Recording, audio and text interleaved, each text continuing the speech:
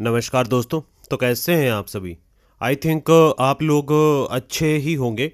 And आज का ये वीडियो आपके लिए काफ़ी ज़्यादा इम्पोर्टेंट है। अगर आप मल्टीपल लोन डिफ़ॉल्ट कर चुके हैं एंड किसी कारण से आप पे नहीं कर रहे हो अपने ईएमआई को, एंड आपको रिकवरी एजेंट परेशान कर रहे हैं, आपको कॉल आ रही है, बार बार कॉल आ रही है, एंड आपको समझ में नहीं आ रहा है कि अब हमें रिकवरी एजेंट से किस तरीके से बात करनी है।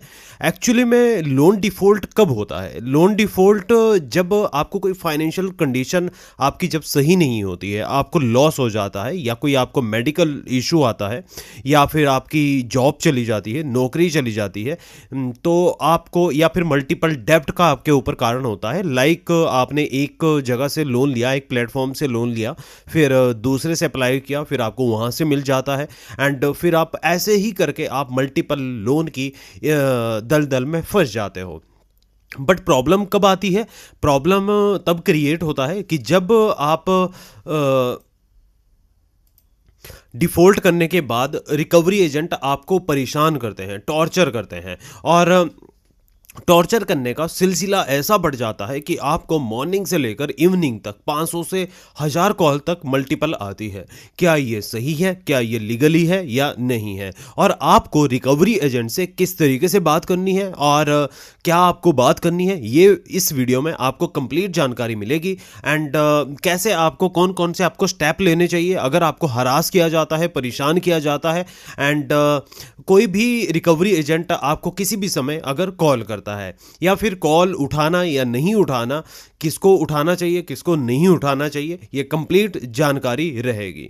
सबसे पहले मैं आपको एक रिकॉर्डिंग सुना देता हूं, आप ध्यानपूर्वक सुनिएगा कि रिकॉर्डिंग में किस तरीके से एक हमारे ही कस्टमर है जिन्होंने बात की है रिकवरी एजेंट से।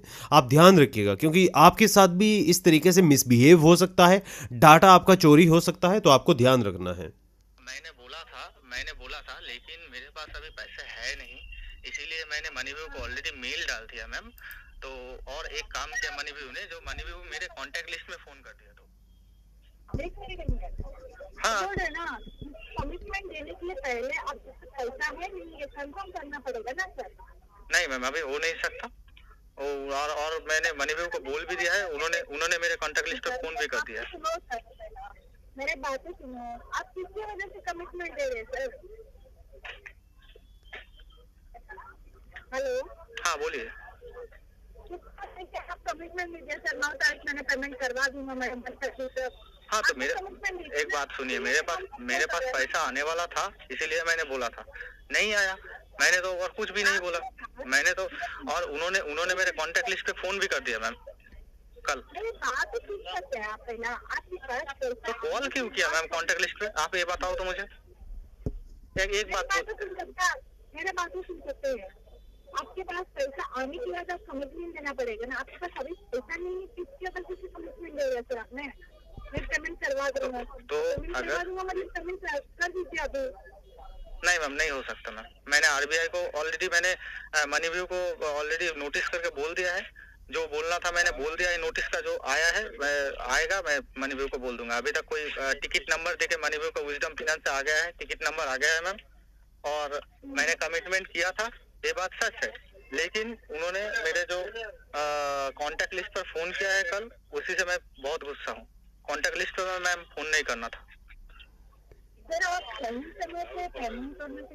तो कमिटमेंट के लिए क्या आप कांटेक्ट लिस्ट पर फोन करोगे मेरा? आप ये बात बोलिए। मेरे बातों सुन सर,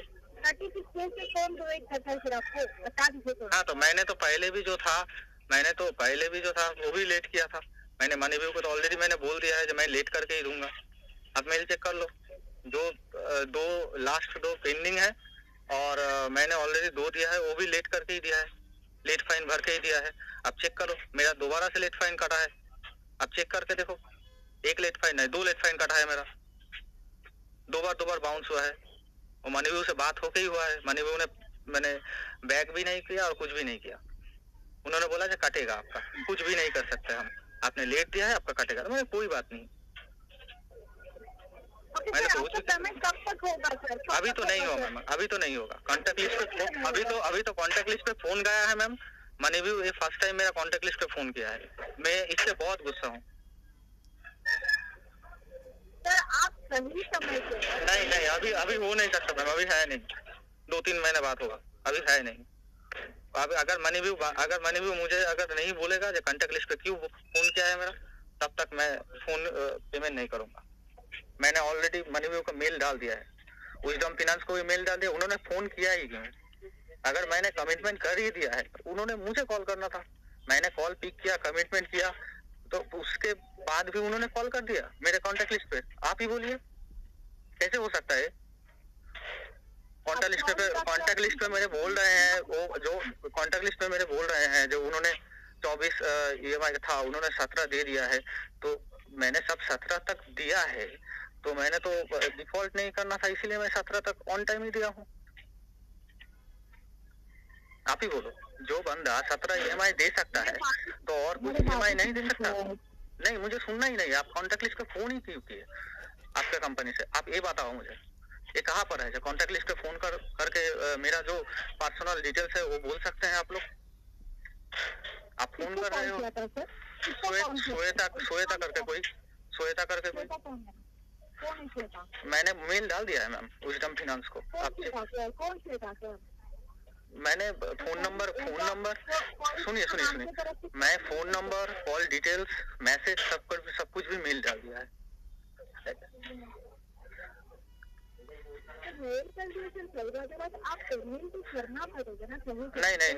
नहीं मैम, अभी हो नहीं सकता, जब होगा मैं कर दूंगा, अभी नहीं हो सकता मैम।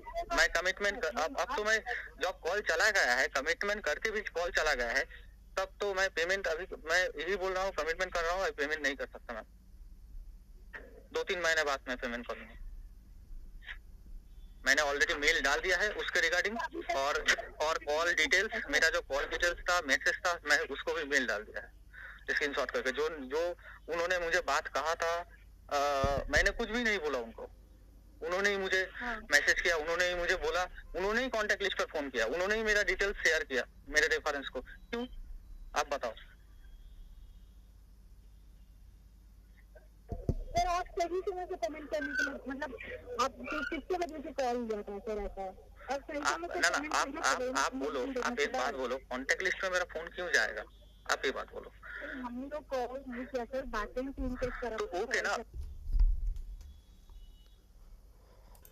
आप लोगों ने रिकॉर्डिंग सुनी होगी, अभी जो भी आपको ये रिकॉर्डिंग सुनाई है ये हमारे कस्टमर की है, एंड ऐसे किस तरीके से इन्होंने बात की है, एंड सही बात की है, बट आपको मैं बता देता हूँ कि आपको कैसे बात करनी है। जब भी कोई भी आप लोन की EMI डिफ़ॉल्ट करते हो तो आपको एक लीगल तरीके से बात करनी है, कोई ऐसे नहीं करनी है कि जब आप रिकवरी एजेंट का आपको कॉल आता है, सबसे पहले आपको ये पता होना चाहिए कि जो आपका डेप्ट है आप किस कारण से डिफ़ॉल्ट कर रहे हो, ठीक है। एंड इसके साथ साथ आपको आपकी जो इनकम है स्टेबल है या नहीं है। लाइक एक मैं आपको एग्जांपल देता हूं कि जैसे आपकी जो महीने की इनकम है, आपकी इनकम है 50,000 रुपये, अब मल्टीपल डेप्ट आपके ऊपर हो चुका है, या फिर आपको कोई मेडिकल इशू है या कोई अदर प्रॉब्लम आपको है, सो दैट आपको ये पता होना चाहिए। उसके बाद जब रिकवरी एजेंट की आपको कॉल आती है तो आपको कॉल में सही तरीके से अपनी सबसे पहले फाइनेंशियल कंडीशन बतानी है कि हमें ये प्रॉब्लम है, सो दैट अगर आपके मल्टीपल लोन हैं, आपके 5 एप्लीकेशन से हैं या फिर 4-5 बैंक से हैं, तो आपको सारी डिटेलें बतानी है कि लाइक हमारा इस समय मल्टीपल लोन चला हुआ है, एंड इसके साथ साथ इनकम जो है लो है, और जो EMI का बर्डन हो चुका है ये डबल हो चुका है इनकम से ज़्यादा, और अभी हम पे नहीं कर सकते हैं, एंड जब हमारे पास अमाउंट होगा तो हम पे कर देंगे। आप में से जो गलती करते हैं, सबसे बड़ी गलती करते हैं, आप क्या करते हैं कि अरेंज करने की कोशिश करेंगे, 2-3 दिन में अरेंज करने की कोशिश करेंगे। तो आप ऐसी मिस्टेक मत कीजिएगा, क्योंकि अरेंज आप नहीं कर पाओगे, एंड अभी आप ये नहीं जानते हो क्यों, क्योंकि देखिए आपको अरेंज आप पहले से ही कर चुके होते हो। आप लोन इसीलिए आपने लोन लिया है कि जब आपको फाइनेंशियल कंडीशन आपकी सही नहीं रही है, जब आपको पैसों की आवश्यकता पड़ी है तो आपने लोन लिया है। एंड इसके साथ साथ जो आपको प्रॉब्लम क्रिएट होती है, रिकवरी एजेंट बोलता है कि आपने फिर जब आप लोन की ईएमआई नहीं दे पा रहे हो, तो मोस्ट इंपॉर्टेंट है ये बात आप नोट कर लीजिएगा। रिकवरी एजेंट आपको कहेंगे कि जब आप लोन की ईएमआई नहीं पे कर रहे हो तो आपने लोन लिया क्यों है। तो वहां पर आपको एक पॉइंट ध्यान में रखना है कि लाइक जब हमारे ऊपर पहले से लोन थे एंड हमारे जो ईएमआई पहले से जा रही थी और इनकम हमारी लो थी, तो आप लोगों ने लोन जो अप्रूव किया है, तो क्या ये सही तरीके से लोन अप्रूव किया है। लाइक अब 50,000 रुपये आपकी इनकम है और जो आपके डेप्ट की ईएमआई जा रही है, ये जा रही है 1 से 1.5 लाख रुपए, तो क्या ये लीगली सही है या नहीं है। इसका जवाब आप कमेंट में दीजिएगा, जरूर कमेंट कीजिएगा कि क्या ये आरबीआई की गाइडलाइन के हिसाब से है जो लोन अप्लाई देना है। जब भी आप लोन को अप्लाई करते हैं तो सबसे पहले आप अपनी डिटेल फिल करते हैं, पैन कार्ड की डिटेल फिल करते हैं और पैन कार्ड की डिटेल डालने के बाद सबसे पहले आपका सिविल रिपोर्ट चेक किया जाता है। और सिविल रिपोर्ट में क्या चेक किया जाता है, आपकी फाइनेंशियल हेल्थ चेक की जाती है। लाइक आपके लोन पहले से कहां से चले हुए हैं, कितनी उसकी ईएमआई जा रही है, आपकी जो इनकम है, जो आपकी बैंक स्टेटमेंट मांगी जाती है, आपकी आधार कार्ड से केवाईसी की जाती है, बैंक अकाउंट से केवाईसी की जाती है। तो वही चेक करने के लिए किया जाता है कि पर्सन की पहले से जो ईएमआई चली हुई है या लोन चला हुआ है, उसके बेस्ड पर ही आगे का लोन का अमाउंट प्रोवाइड किया जाए, अदरवाइज उसको रिजेक्ट कर दिया जाए। अब जो लोन दिया है ये तो आपको फंसा दिया गया है इसके अंदर। अब लोन की ईएमआई इतनी जा रही है, तो अप्रूव आपने कैसे कर दिया है कि जब पहले से 50,000 रुपये आपकी महीने की इनकम थी एंड जो आपको लोन प्रोवाइड किया है उसमें जा रही थी आपकी 70 से 80,000 रुपये ईएमआई जा रही थी एंड साथ में फिर आपको लोन और प्रोवाइड कर दिया। क्या ये लीगली सही है या नहीं है। तो आपको इस तरीके से उनको रिस्पॉन्स करना है। और दूसरी बात, कोई भी रिकवरी एजेंट आपको परेशान नहीं कर सकता है, आपको टॉर्चर नहीं कर सकता है, आपको फोर्स नहीं कर सकता है। और अगर आपको कोई भी इस तरीके से दिमागी रूप से मेंटली डिस्टर्ब करता है या कोई भी आपके घर पर आकर आपको प्रेशराइज करता है, तो आपको इसके लिए आरबीआई की वेबसाइट पर जाकर कंप्लेंट भी रजिस्टर कर देना है। एंड मोस्ट इंपॉर्टेंट, अगर आपका डाटा लीक किया जाता है तो डाटा लीक के लिए आप साइबर क्राइम में कंप्लेंट रजिस्टर जरूर करें। एंड आपको सबसे पहले जो कंप्लेंट करनी है, आपको जहां से आपने लोन लिया हुआ है, जो आपके लेंडर है, आपको वहां पर कंप्लेंट रजिस्टर करनी है कि लाइक आपकी जो रिकवरी एजेंट है ये हमारे डाटा का मिसयूज कर रहे हैं एंड आप थर्ड पार्टी को हमारा डाटा शेयर कर रहे हो according to law and RBI guideline. कोई भी एनबीएफसी कंपनी या कोई भी बैंकिंग सेक्टर एंड कोई भी लेंडर आप किसी भी बोरोवर का जो डाटा है वो थर्ड पार्टी को शेयर नहीं कर सकता है। ध्यान रखिए आप इस बात को, जो आपका डाटा सिर्फ शेयर किया जाता है लोन की डिटेल और बोरवर की डिटेल ही शेयर की जा सकती है। अब इसका मतलब ये नहीं है कि जब आप अपने मोबाइल में ऐप को लॉगिन करते हैं तो आप उसमें एक्सेस देते हैं, अपनी फोटो का एक्सेस देते हैं, अपने एसएमएस का, अपने मोबाइल नंबर का एक्सेस देते हैं और उसी का अगर कोई भी मिसयूज करता है तो उसके लिए आप कंप्लेंट कीजिएगा, साइबर क्राइम में कंप्लेंट कीजिएगा, ठीक है। एंड इससे आपको सोल्यूशन भी मिलेगा। अगर आपको कंप्लेंट करनी नहीं आती है तो आप मेल के माध्यम से कंप्लेंट कीजिएगा एंड वहां से भी आपकी कंप्लेंट रजिस्टर हो जाती है, ठीक है। एंड साथ में अगर घर पर आकर कोई भी रिकवरी एजेंट आपको परेशान करता है, टॉर्चर करता है, तो आप इसके लिए अपने नियर बाय पुलिस स्टेशन पर कॉल कर सकते हैं या 100 नंबर 112 नंबर पर भी कॉल कर सकते हैं कि आपको जो रिकवरी एजेंट है परेशान कर रहा है। आप जो भी आपको प्रॉब्लम है, कोई मेडिकल इशू या जिस कारण से आप ईएमआई नहीं पे कर पा रहे हो, वो आपको प्रॉब्लम अपनी बतानी है। और जो रिकवरी एजेंट आपको परेशान करता है, सबसे स्टिक तरीका यही है, तो आपको डायरेक्टली पुलिस स्टेशन में जाकर कंप्लेंट रजिस्टर जरूर करनी है। कोई भी रिकवरी एजेंट आपको घर पर आकर परेशान करता है, जब रिकवरी एजेंट आपके घर पर आता है तो आपको सबसे पहले उनका आईडी कार्ड मांगना है, फिर उनके ऑथराइजेशन लेटर मांगना है। और देखिए आरबीआई बिल्कुल स्ट्रिक्टनेस अपना रही है इस चीज में कि कोई किसी भी बोरोवर के साथ बिना अपॉइंटमेंट के मिल नहीं सकता है, ना कॉल कर सकता है इस तरीके से एंड मिसबिहेव नहीं कर सकता है। बिना आपकी अनुमति के आपके फैमिली मेंबर तक को भी कॉल नहीं कर सकता है और ना ही किसी को जानकारी आपकी साझा कर सकता है। तो आप जागरूक बनिए और समझदार बनिए और इस चीज को अपनाइएगा, ठीक है। ध्यान रखिए आप इस बात का, ठीक है। बाकी आप टेंशन फ्री होकर आराम से रहिएगा एंड कोशिश कीजिएगा कि जो आपके लोन की ज्यादा इंटरेस्ट रेट जिसमें लग रहा है एंड उस लोन को जल्दी क्लोज करने की कोशिश कीजिएगा अपने इनकम के हिसाब से, ठीक है।